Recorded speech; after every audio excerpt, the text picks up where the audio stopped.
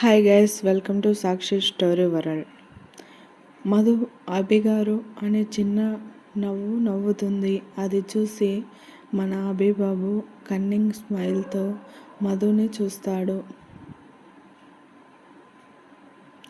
ఏంటంటే మధుని తన 2 చేతులతో ఎత్తుకుని బెడ్పై వేసి తను కదలకుండా ఆమె చేతులను పట్టుకొని, ఏంటి మధు, తప్పించుకున్నానని సంతోషపడినట్లున్నావు? నా నుంచి నువ్వు అంత ఈజీగా తప్పించుకోలేవులే అని అంటాడు.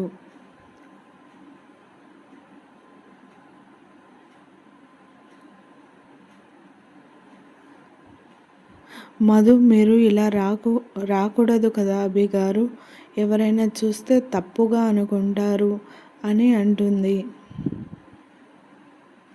ప్లీజ్ అభి గారు, ఇక్కడి నుంచి వెళ్ళండి అని ప్రాధేయపడినట్లు అడుగుతుంది.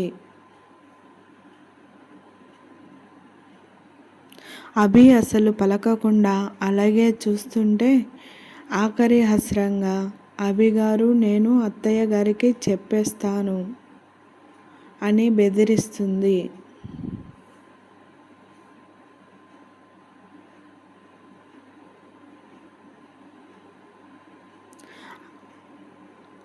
అది చూసిన అభి మధు చేతులను వదిలేసి ఆమె పక్కనే కూర్చొని చెప్పు అంటాడు.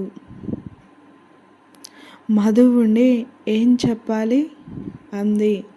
అదే మీ అత్తయ్య గారికి చెప్పేస్తానన్నావు కదా, అదే చెప్పు అంటాడు.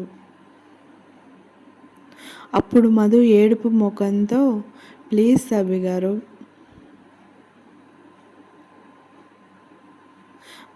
మీ ఇంట్లో వాళ్ళు చూస్తే బాగోదు అని లో వాయిస్తో చెప్తుంది. అది విని అభి మధు వంక చూస్తూ లేచి కూర్చుంటాడు.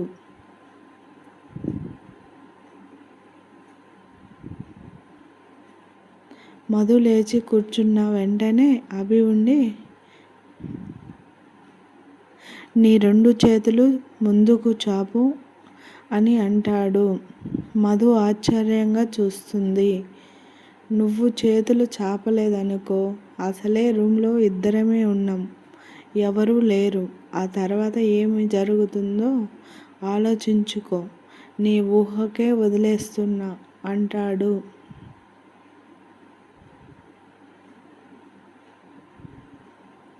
అది విన్న మరుక్షణమే మధు తన 2 చేతులను భయంగా చాపుతుంది.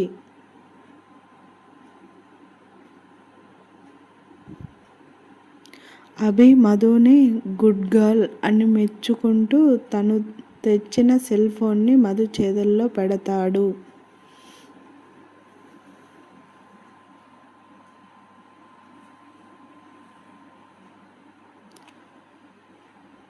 అది చూసిన మధు ఆశ్చర్యంగా, మీకెలా తెలుసు నా ఫోన్ లేదని అని అడుగుతూ ఏదో గుర్తుకు వచ్చిన దానిలా చిన్నగా వణుకుతూ, మాటలు కూడా తడబడుతూ, మీకు గౌరీ అక్కని సెల్ ఫోన్ ఇవ్వమనడం చూసారా అని అడుగుతుంది.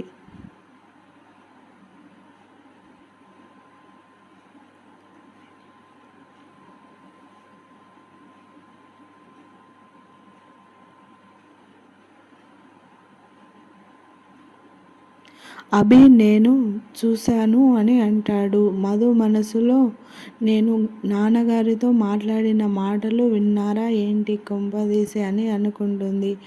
నేను ఆల్మోస్ట్ నీ మాటలు వినే నేను ఈ నిర్ణయం తీసుకున్నాను అంటాడు అభి. ఏంటండి మీరు మాట్లాడేది అని అడుగుతుంది మధు.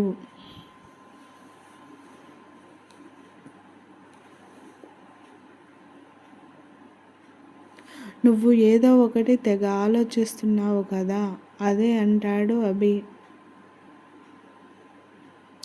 మధు ఉండి, మొత్తం చూసారా A to Z వరకు? అంటే మీ అత్తయ్య గారు కాఫీ అడగడం, తిట్టడం, మమ్మల్ని మమ్మల్ని అనరాని మాటలు అనడం, కొట్టడం మొత్తం తెలుసా మరి?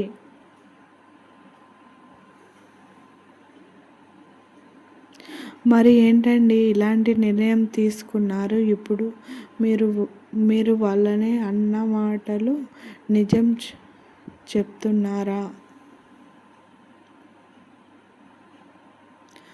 తెలుసా మీకు? అయినా ఇది న్యాయంగా ఉందా? మీరు ఇలా నా మెడలో తాళి కట్టడం?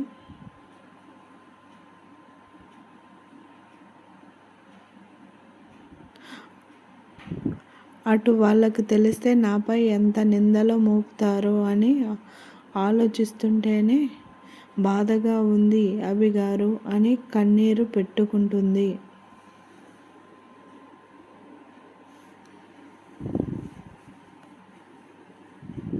చూడు మధు, వాళ్ళ కోసమని వీళ్ళ కోసమని నేను బతకలేను. నిన్ను చూడగానే నువ్వు నా దానివనిపించింది. ఇక ముందు వెనక చూడకుండా పెళ్లి చేసుకున్నాను.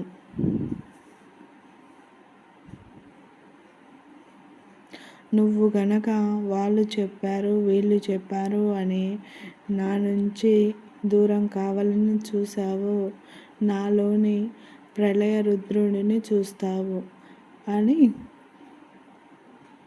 అభి అనగానే మధు వణుకుతూ అభి గారికి అసలు నిజం తెలిస్తే ఏమవుతుందో అని భయపడుతుంది.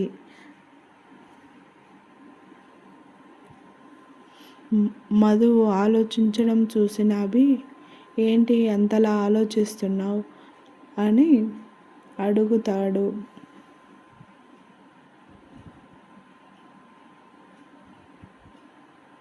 పరధ్యానంలో ఉన్న మధు ఏం లేదు అభిగారు అని తడబడుతూ, ముందు మీరు బయటికి వెళ్ళండి అభిగారు, ప్లీజ్ బయటికి వెళ్ళండి అంటుంది.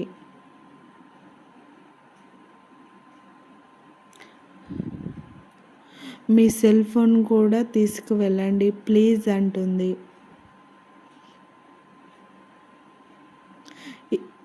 ఈ సెల్ ఫోన్ని తీసుకెళ్ళమంటావా అని అభి కన్నింగ్ స్మైల్తో అడుగుతాడు.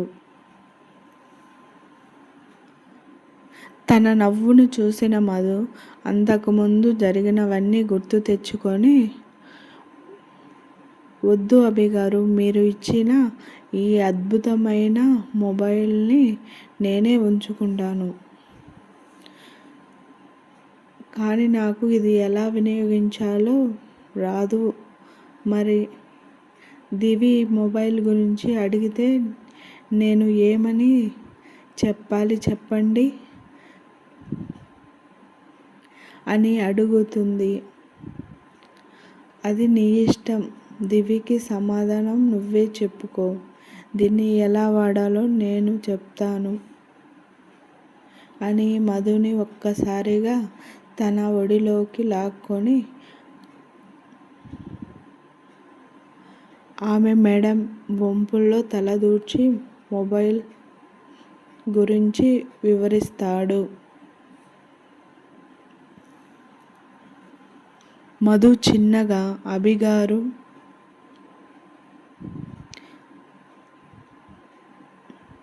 అని పిలుస్తుంది. ఏంటి మధు, మీరు దూరంగా ఉండి కూడా మొత్తం వివరించి చెప్పవచ్చు కదా అభిగారు అని అంటుంది. అభి మధు మెడపై పంటిగాటు వేస్తాడు. చూడు మధు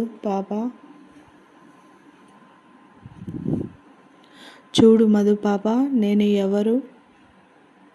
మధు భయపడుతూ, మధు మీరు నా భర్త అని అంటుంది. భర్త భార్యకు దగ్గరగా ఉండాలా దూరంగా ఉండాలా? దగ్గరగా ఉండాలి అంటుంది. నువ్వు ఎంతైనా నా భార్యవి కాకుండా పోవు, నేను నీ భర్తను కాకుండా పోను అంటాడు.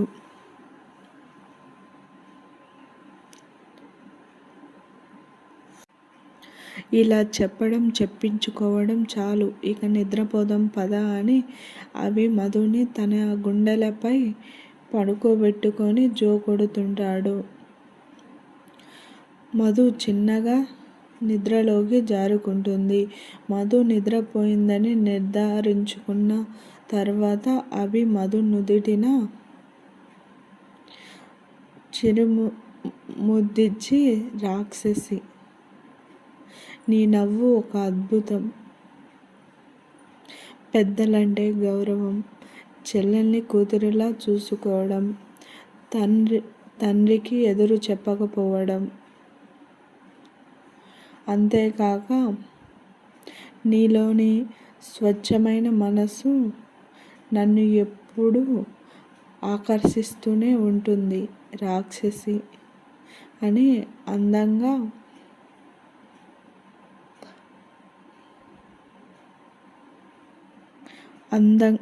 అందంగా ఆట పట్టిస్తూ మధుని బెడ్పై పడుకోబెట్టి బెడ్షీట్ కప్పి తన భార్యను కళ్ళారా చూసుకొని రూమ్లో నుంచి శబ్దం చేయకుండా బయటకు వెళ్తాడు.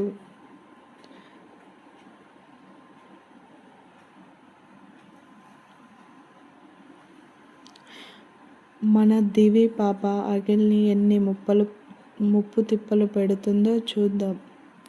అఖిల్ గారు అని ఎంతో మృదు స్వరంతో పిలుస్తుంది. దివి, చెప్పు దివి, మనం ఎక్కడికి వెళ్తున్నాం అఖిల్ గారు అని అడుగుతుంది దివి. అంజలి ఉండి, మనం ఈరోజు మూవీకి వెళ్తున్నాం దివి అని అంటుంది. అంజలి, దివి, అఖిల్ ముగ్గురు కలిసి సినిమా హాల్లోకి ఎంటర్ అవుతారు. అది ఒక హర్రర్ మూవీ. దివికి హర్రర్ మూవీస్ అంటే చాలా భయం. పల్లెటూర్లలో ఉండడం వల్ల నిజంగానే దెయ్యాలు ఉంటాయని నమ్మే స్వభావం కలది.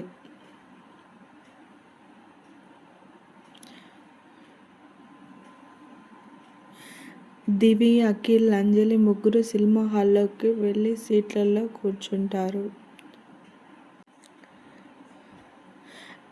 లైట్స్ అన్నీ ఆఫ్ చేస్తారు. అఖిల్, అంజలి ఎంతో ఆసక్తిగా చూస్తుంటారు. కానీ మన దివి పాప మాత్రం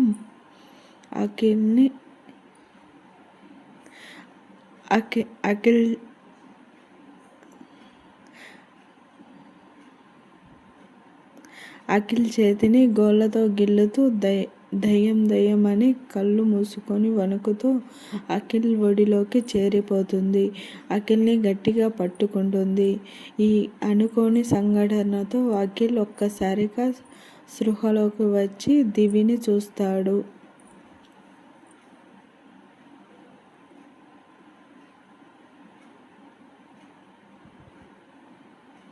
భయంతో దయ్యం వచ్చి ఎక్కడ పట్టుకుపోతుందో అన్నట్లుగా ఆమె అఖిల్ని హగ్ చేసుకుంటుంది. అక్కడే ఉన్న అంజలి పాప మాత్రం బయట ప్రపంచంలో సంబంధం లేనట్టుగా తదేకంగా సినిమానే చూస్తుంటుంది. అఖిల్ దివి చెవిలో చిన్నగా, దివి పాప, నువ్వు ఇలా కూర్చోవడం నీకు నాకు బాగుంటుందేమో కానీ చూసేవారికి బాగోదు